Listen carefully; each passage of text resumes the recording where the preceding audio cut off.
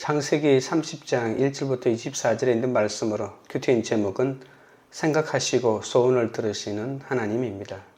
창세기 12장부터 시작된 아브라함 가정의 이야기는 창세기 29장에 이르러서 야곱과 그의 아들들에게로 이어집니다. 등장하는 인물과 시대는 달라도 야곱과 그의 아들들 또한 하나님의 언약과 축복의 위기를 초래하는 모습은 같습니다. 야곱은 계속해서 속임수를 쓰고 야심을 버리지 않습니다. 또한 라헬과 그 아들을 편애함으로 자신의 가정과 자녀들의 관계에 문제를 일으키죠. 이런 아버지의 영향을 받은 야곱의 아들들은 자신들의 누이 디나가 세겜에서 욕보임을 당했을 때 세겜 일족을 속인 뒤 살해합니다. 또한 그들은 아버지의 편애를 받던 요셉을 미워하여 노예로 팔아넘깁니다. 이런 야곱 가정의 모습을 보고 있자면 그들 가운데 주어진 하나님의 언약이 어떻게 될 것인지 걱정되고 위기감마저 듭니다. 그러나 하나님의 언약은 이렇게 연약하고 부족한 많은 인생의 경당 한가운데서도 변함없이 이루어지고 지켜지고 있습니다. 요셉이 아버지 야곱의 죽음 이후에 형제들을 위로하며 고백했던 하나님의 섭리는 창세기 전체를 관통하며 보여주는 신실하신 하나님을 잘 대변해 줍니다. 오늘은 야곱의 12아들의 탄생 과정을 살펴보겠습니다. 첫째로 시녀들을 통해 경쟁하는 라헬과 레아입니다. 1절, 2절입니다. 라헬이 자기가 야곱에게서 아들을 낳지 못함을 보고 그의 언니를 시기하여 야곱에게 이르되 내게 자식을 낳게 하라. 그렇지 아니하면 내가 죽겠노라. 야곱이 라헬에게 성을 내어 이르되 그대를 임신하지 못하게 하시는 이는 하나님이시니 내가 하나님을 대신하겠느냐. 레아는 남편 야곱의 사랑을 못 받고 라헬이 그 사랑을 독차지합니다. 그러자 공평하신 하나님이 레아의 태를 열고 라헬의 태는 닫으십니다. 레아는 그래서 르우벤, 시므온, 레위, 유다 4명을 연달아 낳으면서 낳을 때마다 하나님께 신앙 고백을 합니다. 라헬은 남편에게 사랑을 받아도 언니처럼 아들을 낳진 못했습니다. 미모와 사랑을 소유했지만 갖지 못한 한 가지 때문에 라헬은 죽고만 싶고 지옥을 살고 있습니다. 라헬은 하나님의 시선이 아닌 자기의 시선으로 보고 질투의 화신이 되어 야곱을 괴롭힙니다. 결국 야곱이 그렇게 집착하고 고생해서 데려왔던 라헬에게 왜 하나님 대신 나냐라며 극렬하게 성을 냅니다. 야곱은 라헬의 원망에 화를 내면서 불임의 원인을 하나님께 돌립니다. 얼핏 들으면 경건한 말 같은 야곱의 대답은 사실 영적으로 메마른 그의 상태를 그대로 보여주고 있습니다. 하나님의 언약과 축복을 받은 야곱은 아브라함과 이삭처럼 자녀 없는 아내들을 위해 기도해야 했습니다. 그러나 그는 하나님께 자녀 때문에 기도하지 않았고 영적 권위를 상실한 채 자식을 낳으려는 라헬과 레아의 경쟁에 소모품으로 전락하고 맙니다.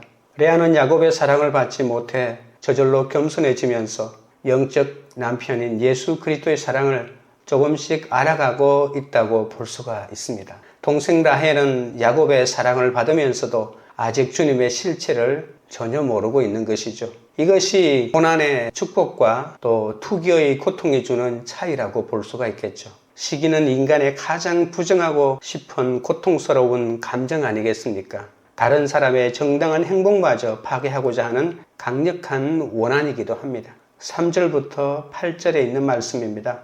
라헬이 이르되 내 여종 비라에게로 들어가라. 그가 아들을 낳아 내 무릎에 두리니 그러면 나도 그로 말미암아 자식을 얻겠노라 하고 그의 시녀 비라를 남편에게 아내로 주고 야곱이 그에게로 들어갔더니 비라가 임신하여 야곱에게 아들을 낳은지라. 라헬이 이르되 하나님이 내 억울함을 푸시려고 내 호소를 들으사 내게 아들을 주셨다 하고 이로 말미암아 그의 이름을 단이라 하였으며 라헬의 시녀 비라가 다시 임신하여 둘째 아들을 야곱에게 낳음에 라헬이 이르되 내가 언니와 크게 경쟁하여 이겼다 하고 그의 이름을 납달리라 하였더라. 시기로 가득한 라헬은 야곱이 시녀 비라를 첩으로 취하는 죄를 범하게 합니다. 비라가 낳은 아들의 이름을 억울함을 푸셨다라고 하는 뜻의 단이라고 하죠. 그렇게 시녀를 통해서라도 아들을 얻었음에도 감사하지도 않고 자기가 기도해서 수치가 벗어졌다고 자화자찬하면서 그렇게 이름을 정합니다. 오늘 자녀 이름을 정하고 그 이름의 뜻을 밝히는 것은 이들의 영적인 상태를 그대로 보여주고 있다고 볼 수 있습니다. 하지만 수단과 방법을 가리지 않는 경쟁심에 불과했습니다. 둘째 아들 압달리의 이름의 뜻도 하나님과의 싸움, 경쟁에서 크게 이겼다는 뜻 아닙니까?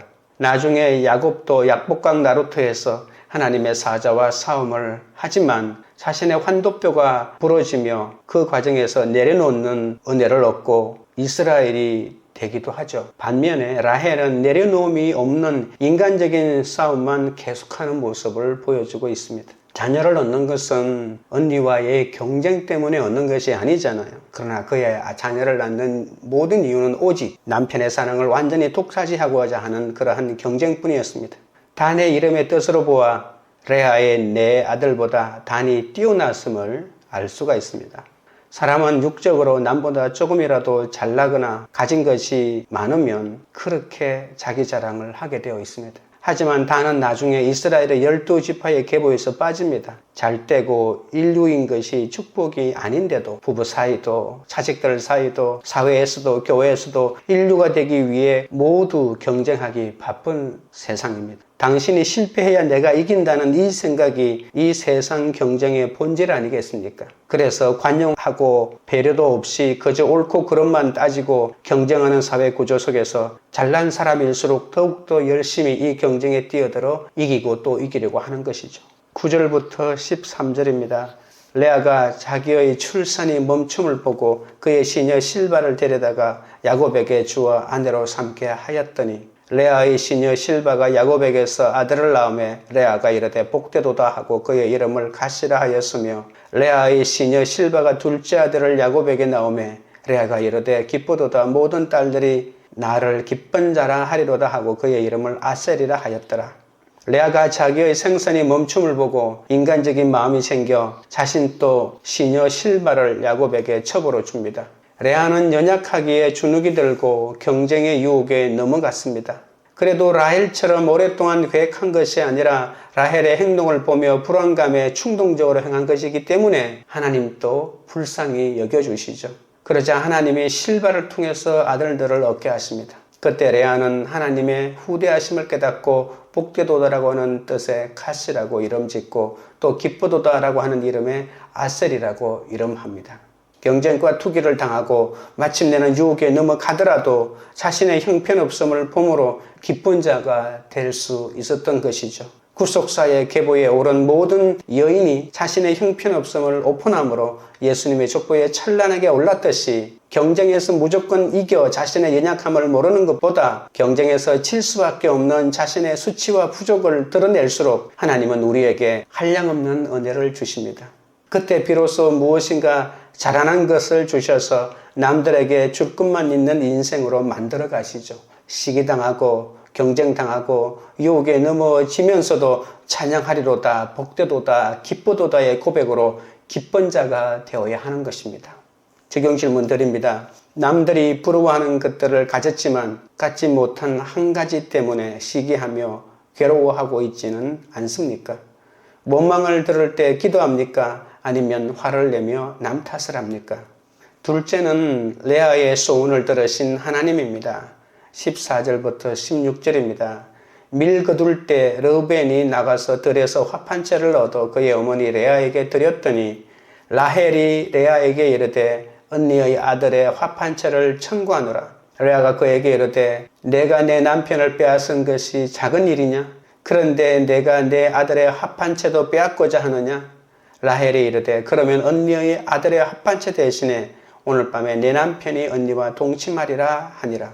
저물 때에 야곱이 들에서 돌아오매 레아가 나와서 그를 영접하며 이르되 내게로 들어오라. 내가 내 아들의 합판채로 당신을 샀노라. 그 밤에 야곱이 그와 동침하였더라. 르우벤은 들판에서 약간의 합판채를 발견합니다. 이것을 어머니 레아에게 갖다 주죠. 그런데 라헬이 언니의 합판채를 요구합니다.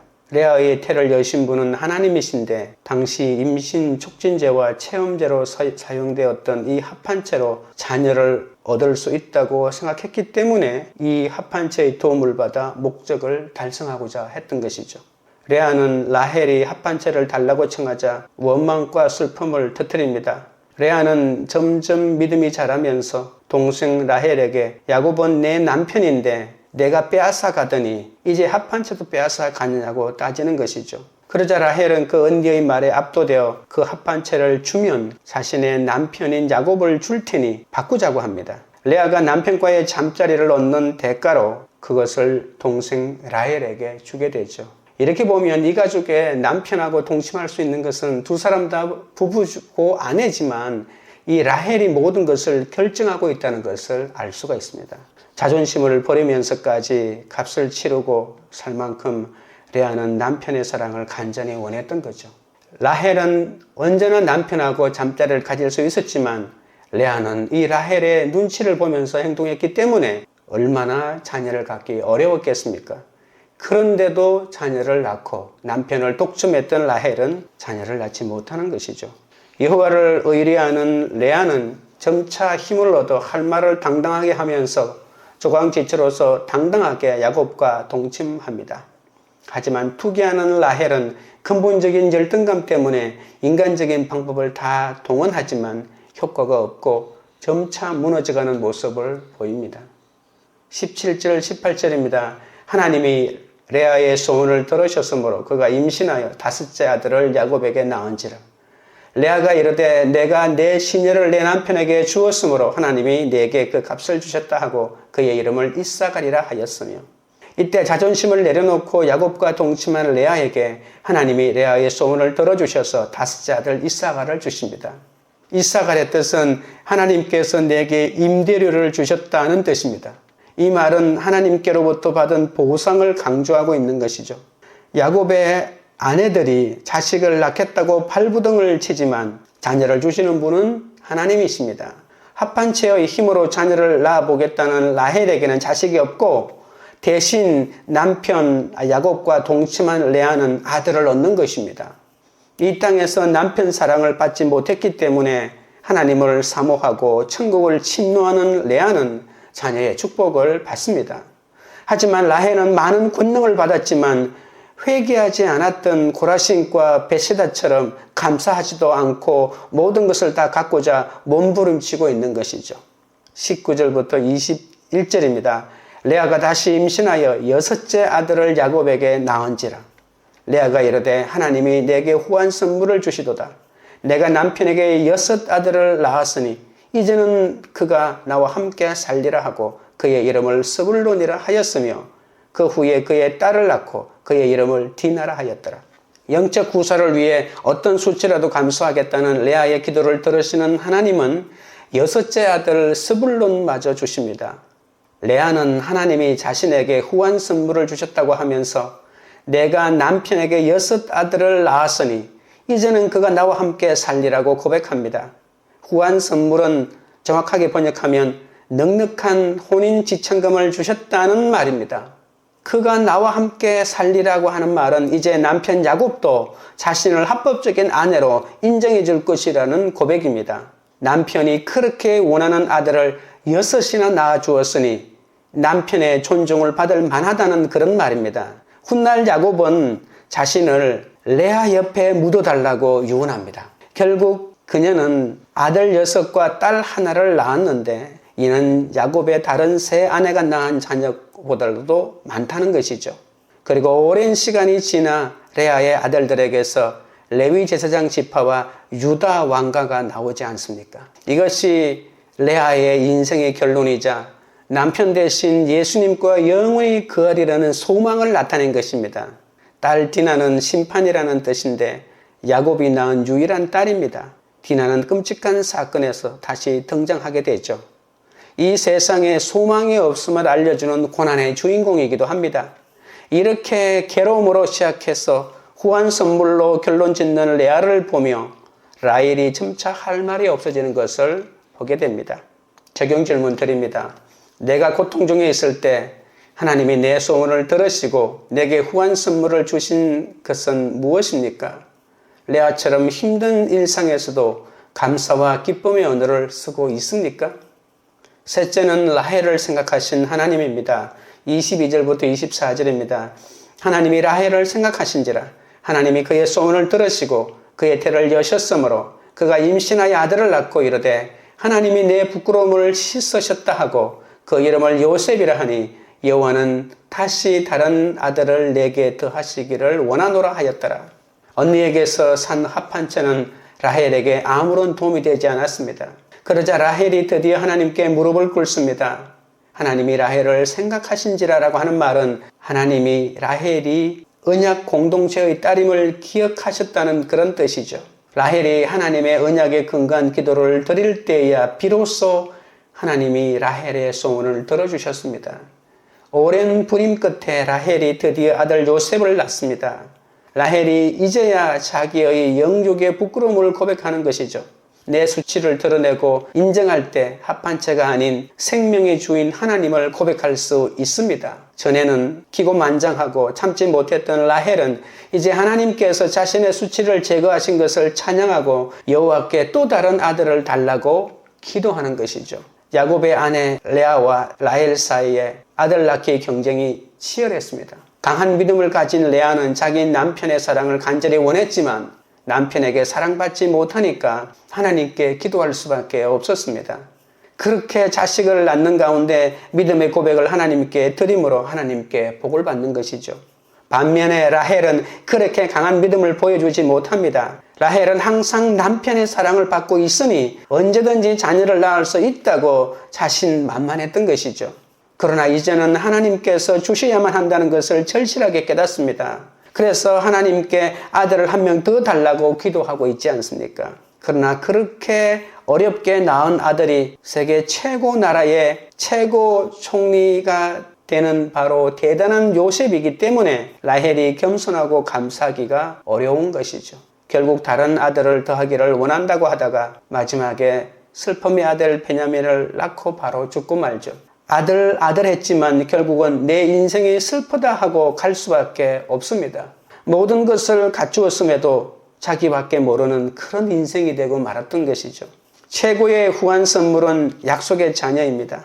남편의 사랑을 받지 못하는 레아, 투기와 경쟁의 화신 라헬, 생사 여탈권이 주인에게 있는 첩들의 소생, 12자녀가 모두 약속의 후사가 되어 이스라엘 12지파 계보에 올라갑니다. 이것이 최고의 후한 선물 아니겠습니까?